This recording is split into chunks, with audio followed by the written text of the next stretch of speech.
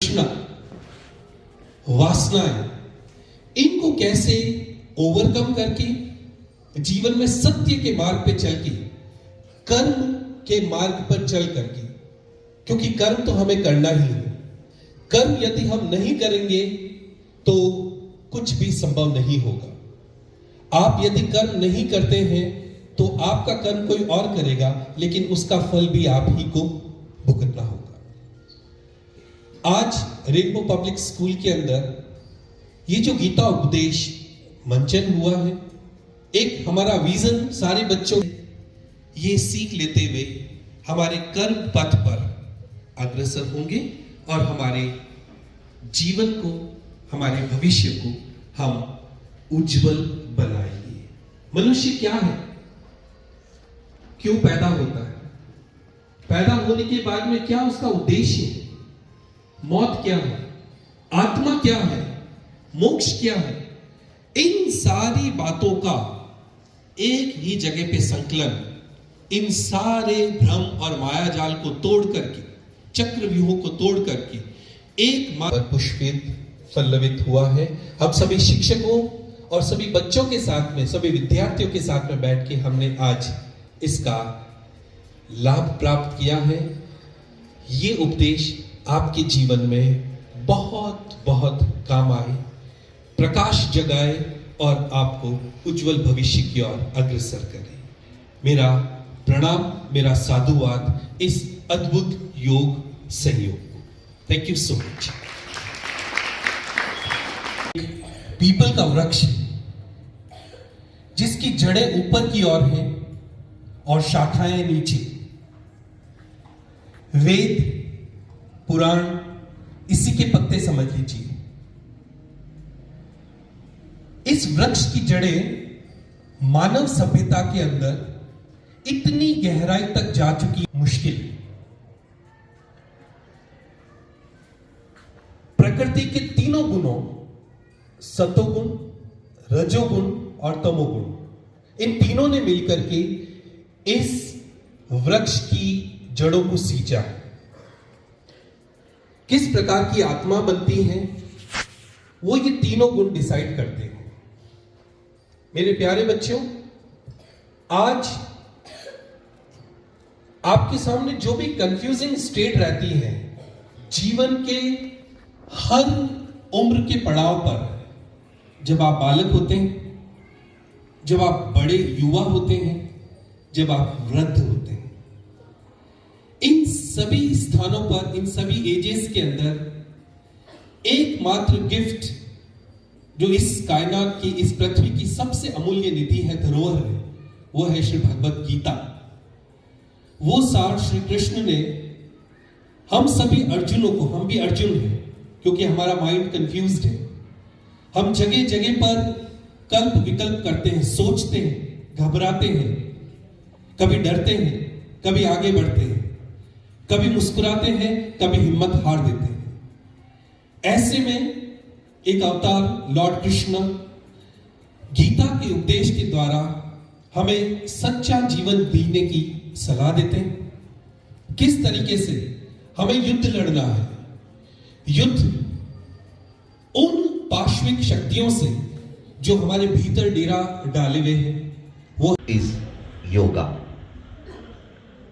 You are all young, you are all adolescent, you are facing life as a true devotee of Lord Krishna, and in young age only one mantra can help you reach to the top of your career, to the top of your life with truth, consciousness and happiness.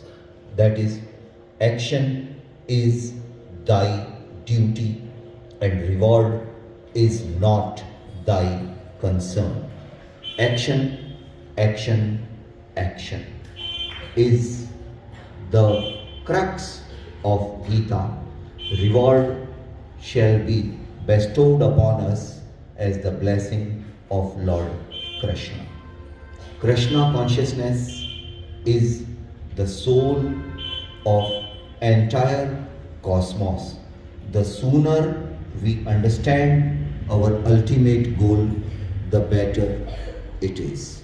Thank you very much for listening to this powerful discourse. May I invite Honorable Rajendra sir to say a few words of wisdom with a huge round of applause. Yoga Karmasu action is yoga.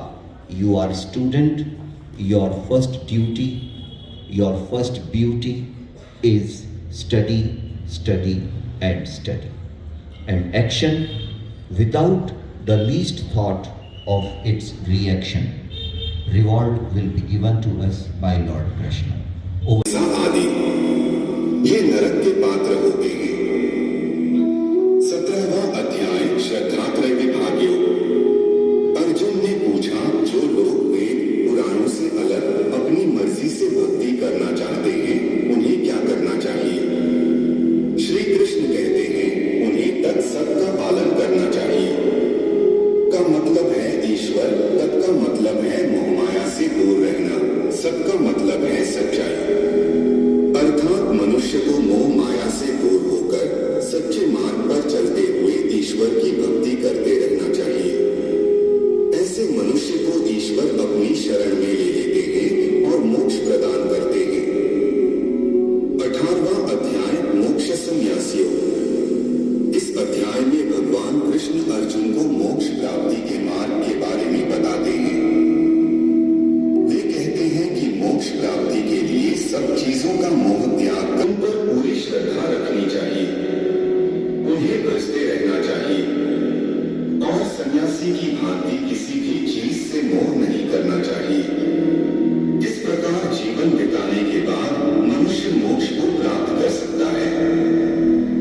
अंत में कृष्ण अर्जुन से कहते हैं कि अगर वह अब भी युद्ध नहीं करना चाहता है तो वहां से जा सकता है, लेकिन विधि का विधान हमेशा होकर रहता है। कोई न कोई उसके बदले युद्ध कर ही लेगा, लेकिन अब तक अर्जुन करता है और धर्म युद्ध के लिए तैयार हो जाता है। दोस्तों, उम्मीद है आपको श्रीमद् भगवद गीता जी के 18 अध्यायों का योगः कर्मसु कौशलम। गंदे वस्त्र पहनते हैं, हिंसक होते हैं, कभी भी ईश्वर की राजस्विक लोग भोग विलास में रुचि लेते हैं, इनमें दोनों के गुण होते हैं। मृत्यु के बाद इन्हें कर्मानुसार स्वर्ग नरक दोनों मिल सकते हैं। 15वां अध्याय पुरुषोत्तम योग। वेदों के सारे ज्ञान का यही निचोड़ है कि मनुष्य को मोह माया का त्याग कर खुद को ईश्वर के चरणों में समर्पित कर देना चाहिए। यही सबसे बड़ा योग है। मोह माया के कारण मनुष्य ईश्वर को प्राप्त नहीं कर पाता है, क्योंकि उसका मन धन व अन्य भौतिक चीजों से प्रेम करने लगता है। इससे वह ईश्वर प्राप्ति के मार्ग से दूर हो जाता है। उत्तम पुरुष वही है जो मोह का त्याग करके खुद को ईश्वर की भक्ति में समर्पित कर दे। 16वां अध्याय दैवासुर संपद विभाग योग। मनुष्यों में दो तरह की प्रवृत्ति पाई जाती है, देव दानव। देव वृत्ति वालों में उसके भजन गाने चाहिए, उसका मनन चिंतन और गुणगान करना चाहिए। स्वयं को पूरी तरह से श्री कृष्ण के चरणों में समर्पित कर देना चाहिए। ऐसे भक्त श्री कृष्ण को परम प्रिय होते हैं और वे खुद उनके भक्त हो जाते हैं। मीरा और सूरदास सच्चे भक्तों का उदाहरण है। ऐसे भक्तों को प्रभु मोक्ष प्रदान करते हैं। 13वां अध्याय क्षेत्र क्षेत्रज्ञ विभाग्यो। जो व्यक्ति शरीर, आत्मा, परमात्मा और ज्ञान के रहस्यों को समझ जाता है, वह इस संसार के बंधनों से मुक्त हो जाता है। आचारी बनना चाहिए, अन्यथा उसमें अहंकार हो जाएगा, फिर वह इस रहस्य को समझा नहीं पाएगा और परमात्मा को अपने भीतर खोज भी नहीं पाएगा। 14वां अध्याय गुणत्रय विभाग्यो।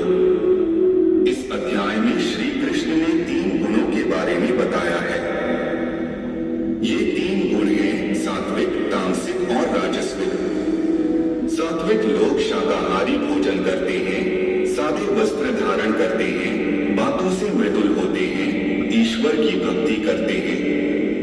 यही है कि कृष्ण ही ईश्वर है। वे ही कण कण में विद्यमान हैं। उन्हें समझ पाना मनुष्य के वश में नहीं है, लेकिन उनकी भक्ति से मनुष्य उन्हें पा सकता है। परंतु यह भक्ति बिना संदेह और संशय के होनी चाहिए, और इसमें भगवान श्री कृष्ण के प्रति सिर्फ प्रेम ही प्रेम हो।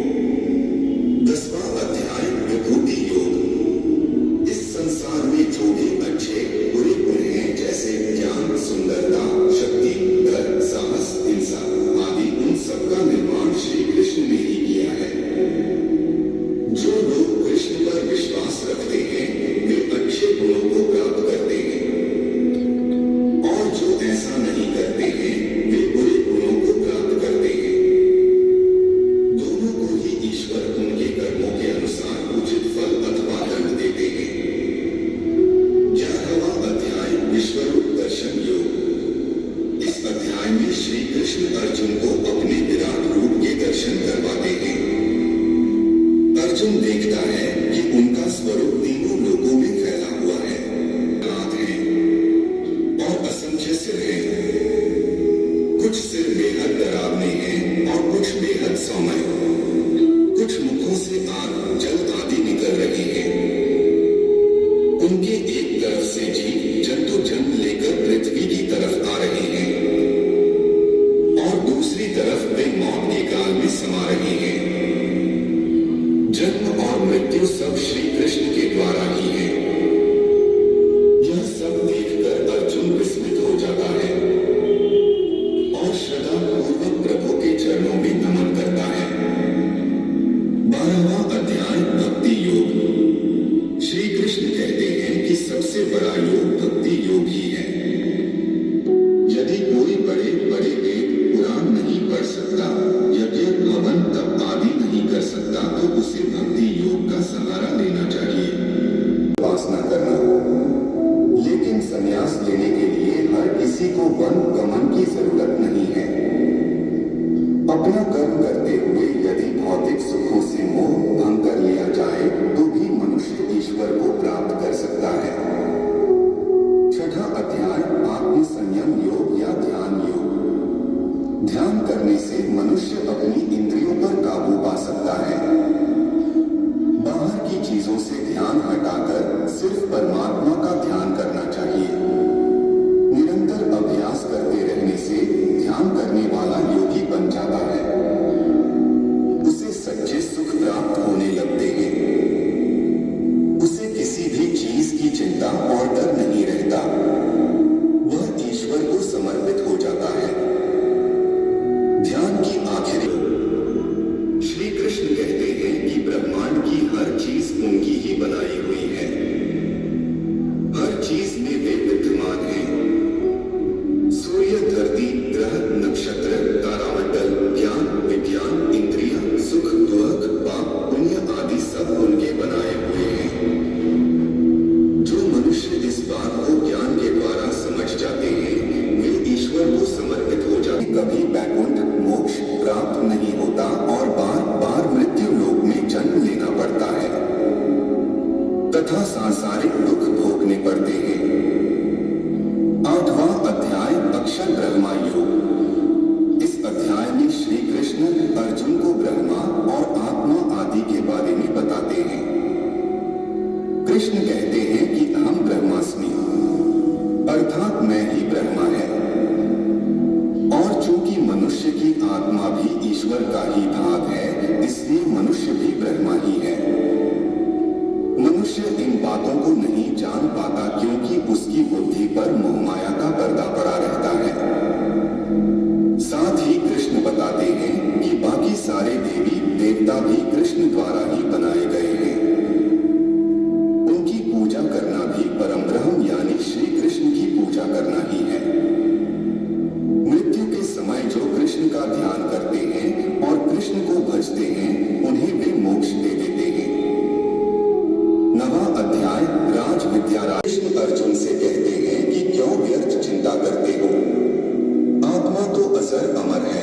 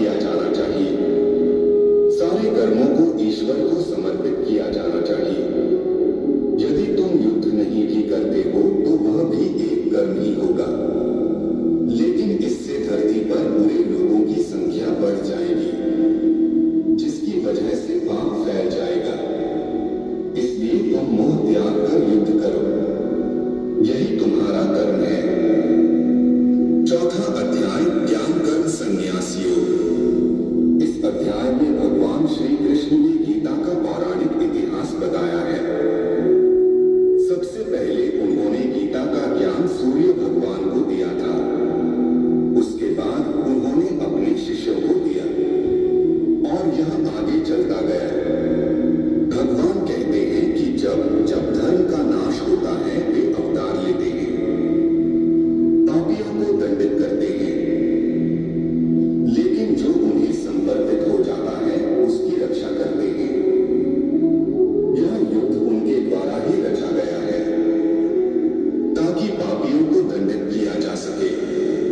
5वां अध्याय कर्म संन्यासियों। श्री कृष्ण कहते हैं कि संन्यास from the dark, dreary, sinful life and world. Today we invoke the Krishna consciousness in our hearts, minds and bodies. We are going to observe, listen. हम सब बहुत आदर, सम्मान, प्रेम और समर्पण की भावना से सुनने जा रहे हैं। आप लोग बुद्धासन में, ज्ञान मुद्रासन में विराजमान रहेंगे और गीता के सार को आत्मसात करेंगे।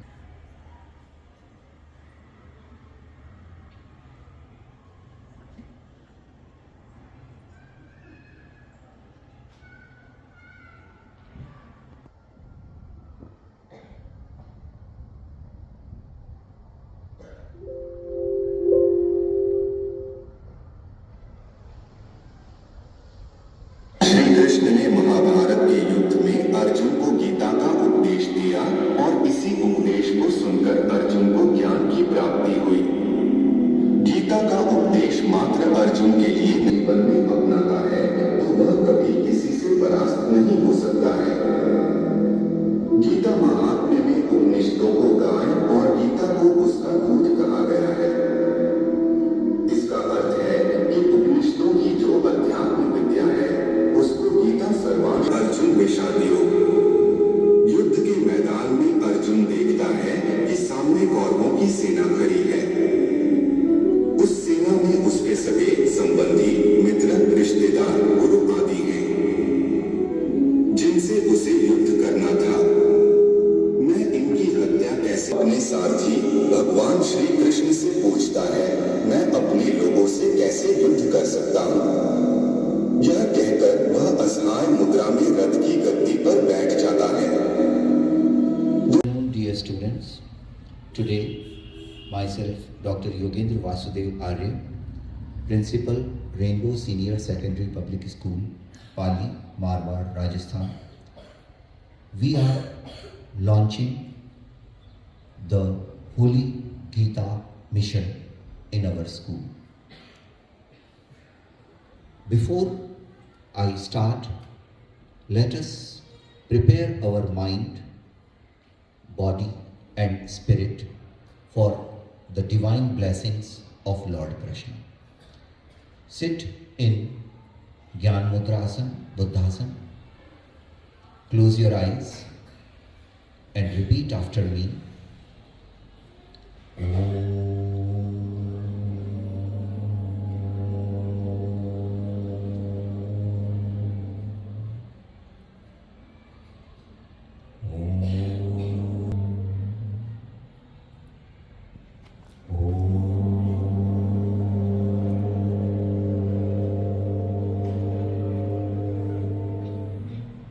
Make it longer, deeper and louder.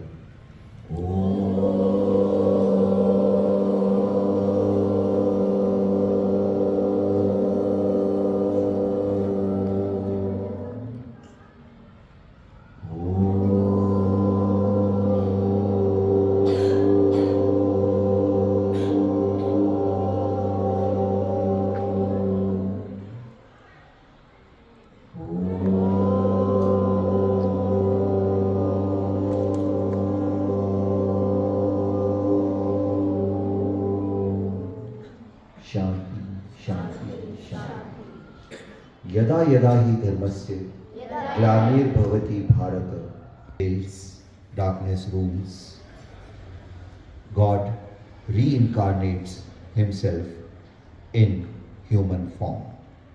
Whenever there is deterioration of religion and spirituality, Lord Krishna takes the manifestation, the avatar in human form.